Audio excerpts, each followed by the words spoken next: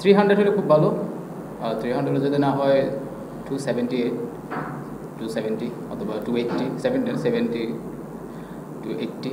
আর 300 হলে মোটামুটি আল্লাহর মতো অনেক বেটার হবে, বেটার পজিশনে চলে যাবো আমরা। হ্যাঁ, কারণ কনফিডেন্স এই কারণে, শান্ত জাকিরের পরে আপনার আমাদের ট্যালেন্টেড যারা আছে, তাইজুল, তারপরে হাসান, ওরা ব্যাটিং করতে পারে, এই কারণে মানে কনফিডেন্সটা একটু বেশি আর কি। হ্যাঁ, অবশ্যই আপনার আমার কাছে এই যে এইসব জায়গায় আর একটু আমাদের একটু যারা দুইজন ব্যাটিং করছেন, তারপরে আপনার মিরাজ আছে, অনেক ক্যালকুলেটিভ করে ব্যাটিং করতে হবে।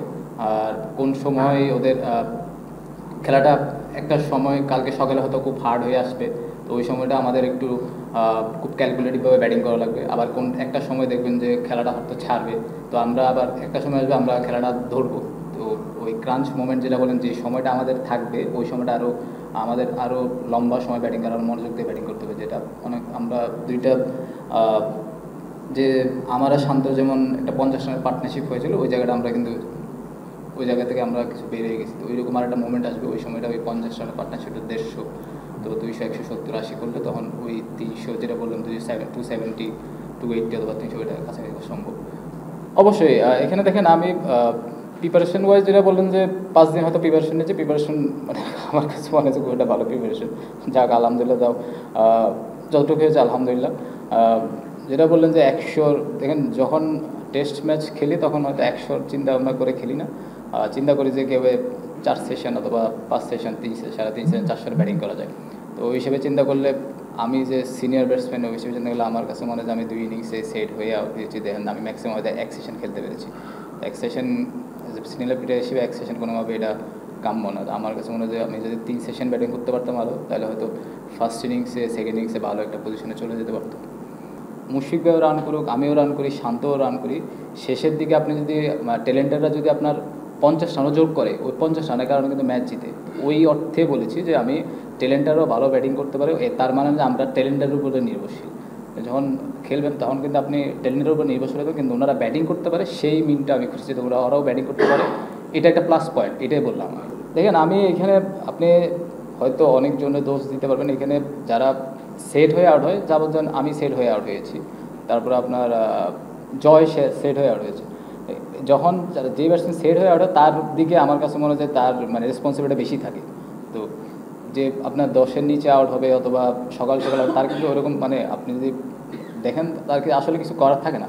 তো যারা সেট হয়ে আউট হয় তাদের মানে রেসপন্সিবিলিটি বেশি। তো আমার কাছে আমার রেসপন্সিবিলিটি অনেক বেশি ছিল, ওই দায়টা হয়তো আমার নিতে হবে, আমার জয়েরও নিতে হবে জিনিসটা। শর্ট বলে তো আজকে কেউ আউট হয়নি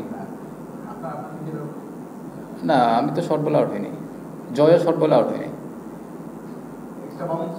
এক্সট্রা বাউন্স আর শর্ট বলের মধ্যে পার্থক্য হচ্ছে আমার কাছে মনে হয় যে জয় যে বলে আউট হয়েছে সেটা আপনার 4 মিটার 5 মিটার থেকে এক্সট্রা বাউন্স করছে, কারণ ওই বোলারই একমাত্র, কারণ ও 6 ফিট কত 6 ফিট 8, 7 ফিট মনে হয় অলমোস্ট, ও এক্সট্রা বাউন্স পায়। তো আমার কাছে মনে হয় যে ওই জায়গাটা আপনার যে আপনি যেটা বলেন শর্ট বলে, সে একটা হলো শর্ট বলে আর এক্সট্রা বাউন্স যখন হয় তখন অনেক সময় ব্যাটসম্যানের কিছু করার থাকে না, কিন্তু ওর ভিতরে আপনার অ্যাজ এ ব্যাটসম্যান হিসেবে আপনার অপশনটা খুঁজে নিতে হবে, কীভাবে আপনি ওই জিনিসটা মিনিমাইজ করতে পারেন, কীভাবে আপনি এটা ম্যানেজ করতে পারেন। টপ অর্ডার কেন, আমি আমারটাই বলতে পারবো, আমি হয়তো আরেকজনের মনের ভিতরে কী করছে সেটা আমার পক্ষে বলার ডিফিকাল্ট ভাই। আপনি যেটা বললেন যে হ্যাঁ আমরা লাস্ট মানে 2-3 সিরিজ ধরে আমাদের বোলিং ভালো হচ্ছে, কিন্তু আমাদের ব্যাটিংটা ওইভাবে আমরা মানে কনসিস্টেন্টলি ভালো করতে পারছি না, এটাই একটা দায় আমার কাছে মনে হয়। আর প্রথম কোয়েশ্চেনটা কীটা করছিলেন? না না, জিম্বাবুয়ে দেখেন আপনি যখন ইন্টারন্যাশনাল ম্যাচ খেলবেন আপনার এখানে কোনো টিমকে আপনি মানে লাইট হিসেবে নেওয়ার কিছুই নেই। আপনি লাইট হিসেবে যখনই নেবেন তখন আপনি ক্রস করবেন। আমার কাছে মনে হয় কেউ লাইট হিসেবে নিয়েছে, তো আমার কাছে মনে হয় সবার জন্য একটা নতুন সুযোগ, আর সামনে আমাদের টেস্ট চ্যাম্পিয়নশিপের অংশ আছে।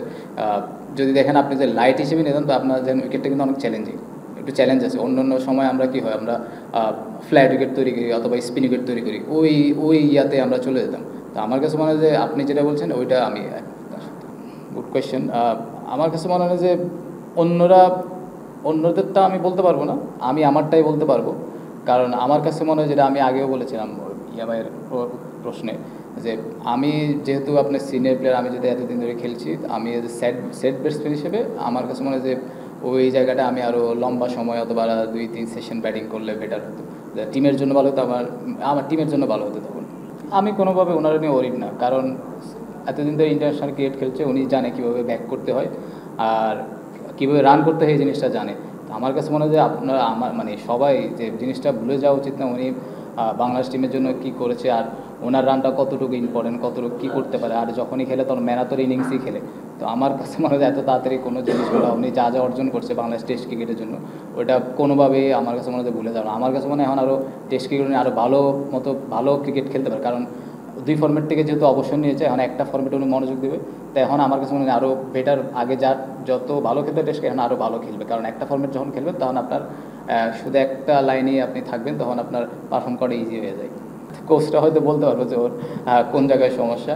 তো লাস্ট ইনিংস যে মানে এই ইনিংসে যতটুকু দেখেছি, আমি নন স্ট্রাইকে ছিলাম, তো আমার কাছে ওকে অনেক কনফিডেন্ট মনে হয়েছিল। আনফর্চুনেট ও যে বলে আউট হয়েছে ওটা হয়তো আপনার আনলাকি ছিল, যেটা আমার কাছে তাই মনে হয়। থ্রুয়ার আমি যতক্ষণ ব্যাটিং করছি আমার কাছে ভালোই মনে হয়। মান তো পারে একমাত্র আমার কাছে মনে হয় যে আপনি উইকেট চেঞ্জ করবেন, যতদিন না উইকেট চেঞ্জ করবেন না ততদিন আপনার মান ইমপ্রুভ হবে না। আপনি যে এই উইকেটে যেভাবে খেলা হয়েছে, এই উইকেট যদি আপনি দিতে পারেন তাহলে হয়তো আপনার পেস বোলারও ইনকারেজ হবে, পেস বোলিং করতে ভালো মতো। তো উইকেটটা আমার কাছে মনে হয় অনেক ইম্পর্টেন্ট। সে সাথে আপনার প্রত্যেকটা ডিভিশনে এরকম ফ্যাসিলিটি তৈরি করে দেওয়া উচিত। বিদেশি ক্রিকেটার অ্যালাউ করলে আপনার হয়তো ব্যাটিংয়ের জন্য বেটার হবে, কিন্তু আপনার ওই জায়গায় আরেকটা ব্যাটসম্যান আরেকটা বোলার আপনার তো সংক্ষিপ্ত হয়ে যাচ্ছে, ও একটা বোলার তো আপনার সুযোগ পাচ্ছে না, ওই জিনিসটা সে তো ল্যাকিং হয়ে যাচ্ছে। আলটিমেটলি এটা তো আপনার এক জায়গায় লস হচ্ছে আর এক জায়গায় মানে লাভ হচ্ছে। এইরকম হলেও আপনার দুই দিক দিয়ে লাভ লস দুইটাই লাগবে। এটা আমার কাছে মনে হয় না খুব একটা বেশি ভালো। হ্যাঁ, এখন অনেক পার্থক্য। আমার সময় যেটা ছিল তার চেয়ে এখন আমার কাছে মনে হয় টেস্ট টিম আগের চেয়ে অনেক বেটার।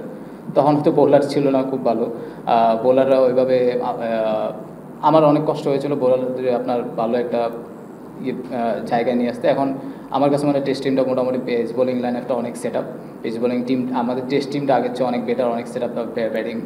ব্যাটিংটা আমরা কনসিস্টেন্ট করতে পারছি না, কিন্তু ফিল্ডিং ওয়াইজ থেকে শুরু করলে, বোলিং থেকে শুরু করলে অনেক বেটার আমার কাছে মনে হয়। ওইটা নিয়ে চিন্তা করছি না ভাই, যেটা চলে গেছে ওইটা চলে গেছে। ওই আমি আসলে না আসলে এটা নিয়ে চিন্তা করছি না, কোনো দায়িত্ব নেব না। Thank you.